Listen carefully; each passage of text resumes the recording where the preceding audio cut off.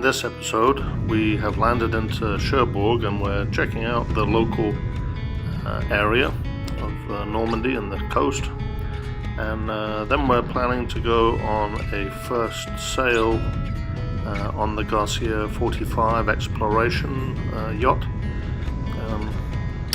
courtesy of Garcia Yachting in the Cherbourg Bay. We drove around for 100 kilometers or so around the area and enjoyed the slow pace, beautiful scenery and rock buildings that are characteristic of the Normandy area, and thought it's really a very nice place to visit on a vacation if you want to slow down a little.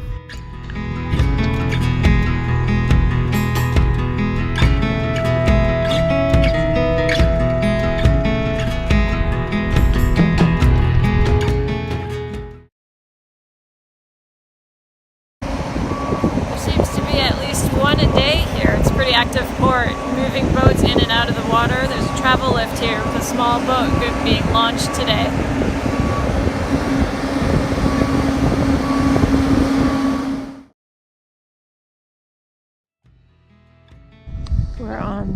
We're in the Cherbourg Marina on Dock H, and we're about to go on sail on the Garcia 45. There are mullets in the water.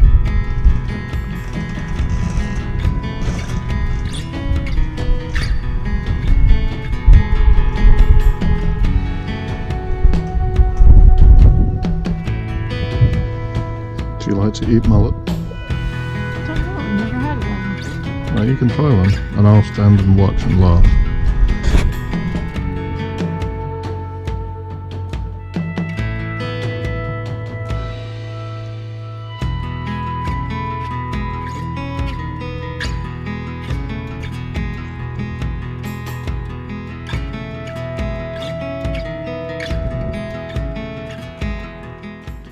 The bowsprit on the Garcia 45 is an example of the high quality welding, where it shows a Rockner 33 kilogram anchor mounted here. All the stanchions are mounted with heavy duty stainless steel 3 bolts, each with an isolation washer made out of about 1/8 of an inch of nylon. You can see the retrograde fisherman's boat style windscreen in the salon. That's to prevent sun glare, and the granny bars up on top to stop you falling off when you're working at the mast. And 4G radar is mounted up halfway up the mast as opposed to on the sailing arch. Give it more height. I just worry about it being a potential point to get tangled with any sheets or the sail. And a rigid boom vang prevents the requirement for a topping lift. Being aluminium, she doesn't really have any chain plates for the shrouds. They're instead just welded onto the hull, so extremely strong mounting points for the 2 shrouds on each side. The second version of the exploration, windows were added to the hard dodger, so improves visibility forwards. It has twin backstays and 2 forestays plus the 2 shrouds on each side of the mast, so a lot of backup there for the mast. Hopefully she won't fall down. I need mot de passe to get onto the Wi-Fi. En mot de passe. So Garcia Allure are running 2 demo sails today, on an Allure 45 and on our Garcia 45. Here goes the Allure.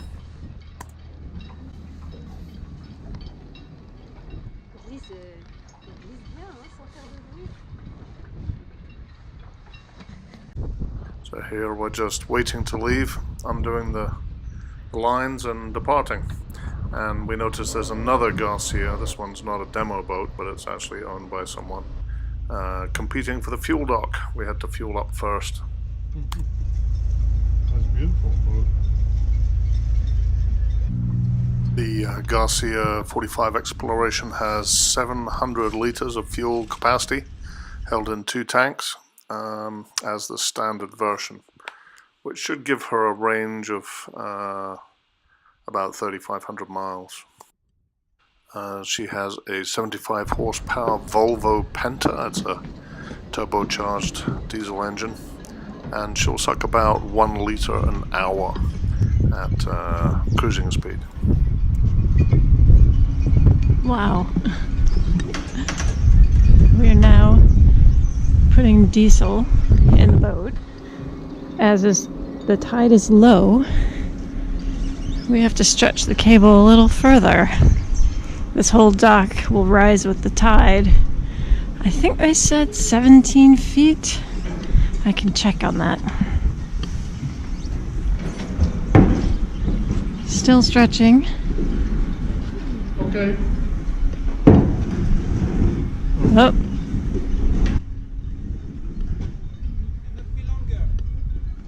C'est bon.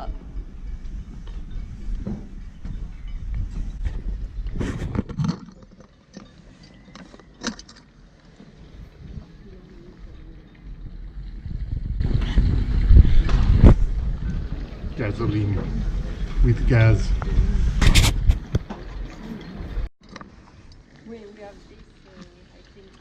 Yeah, moi aussi. Museau. Moi aussi, museau. Cherbourg.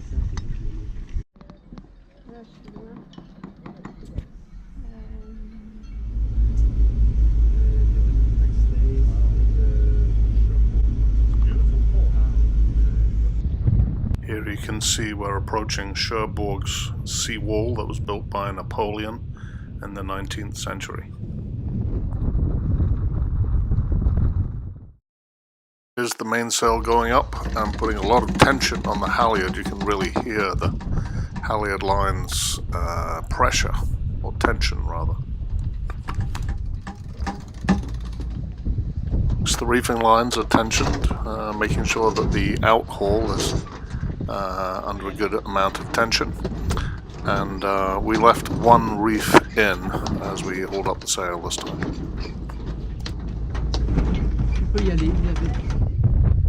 We were sailing under the mainsail alone.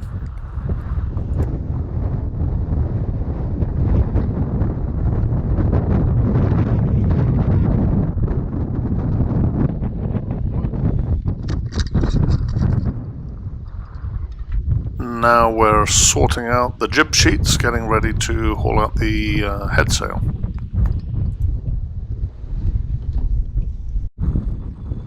Head sails were deployed, and surprisingly little tangle in the cockpit. Very easy to control all the lines from the cockpit area. So now we were sailing with all the sails up. I like the way he's taking it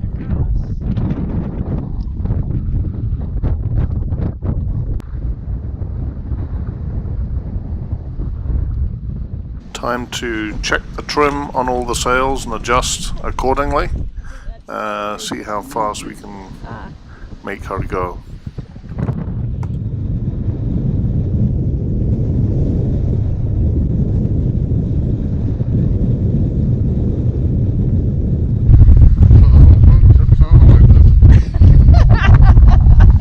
Really?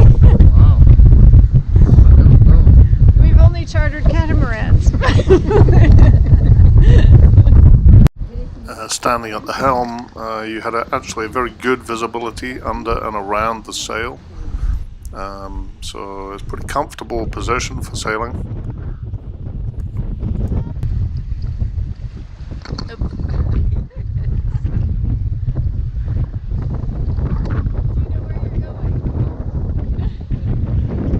There's the Irish ferry boat, Oscar Wilde, heading off to Dublin perhaps.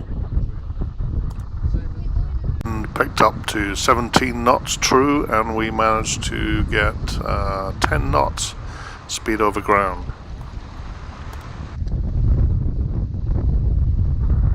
And we realized that that Allure 45 was still out there and attempting to chase us with a full set of sails up. He had no reefs in.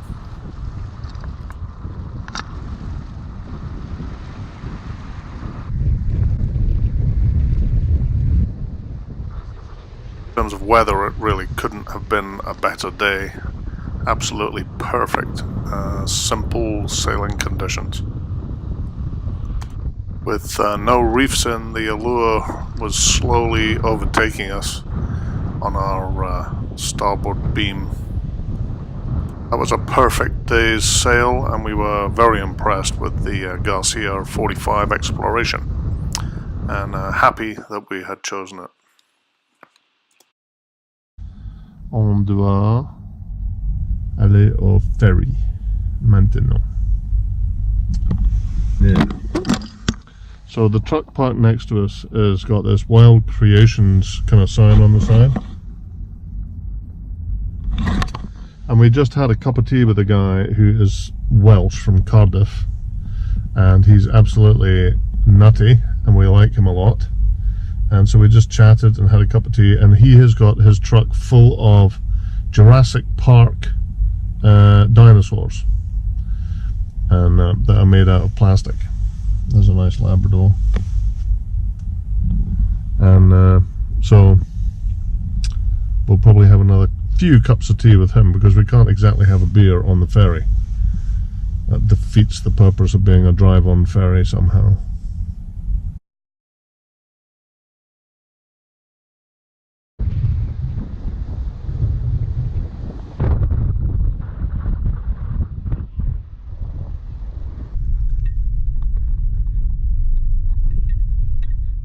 The ferry from Cherbourg to Poole was convenient and easy. It was very stable, and it only took about 3 hours, enough time for about 3 cups of tea.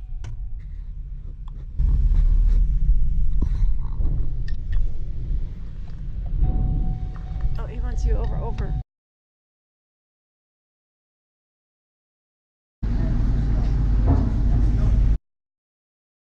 Now that we've arrived in Poole in the southeastern part of England, our plan is to drive up north all the way to Scotland, about 500 miles, across Wales, and up towards Callander and Stirling, where Peter's family lives. We're going to stay with his sister and see Charlie the cat.